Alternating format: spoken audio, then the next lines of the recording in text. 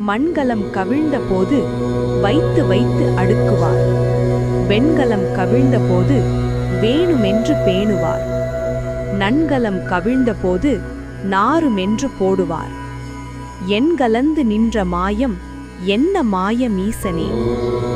இந்த பாடலில் மனிதன் பொருட்களுக்கு மதிப்பிடும் விதத்தையும் அதில் வெளிப்படும் அறியாமையையும் சுட்டிக்காட்டுகிறார்.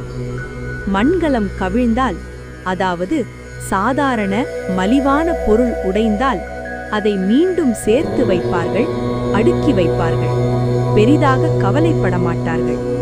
ஆனால் வெண்கலம் கவிழ்ந்தால், மதிப்புள்ள விலை உயர்ந்த பொருள் உடைந்தால் அதை மிகவும் கவனமாக பாதுகாக்க வேண்டும் என்று நினைப்பார்கள். அதேபோல் நல்கலம் கவிழ்ந்தால், நல்ல குணம் நல்ல மனிதன் வீழ்ந்தால் அவனை ஏற்றுக்கொள்ளாமல் நாற்றமடிக்கிறது என்று தள்ளிவிடுவார்கள்.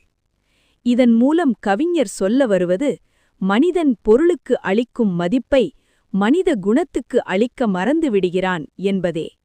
வெளிப்புற மதிப்பே முக்கியம், உள்ளார்ந்த நன்மை மதிக்கப்படுவதில்லை. இவ்வாறு மனித புத்தியை குழப்பி நல்லதையும் கெட்டதையும் வேறுபடுத்த முடியாத நிலையில் நிறுத்தும் சக்தியே இறைவனின் மாயை.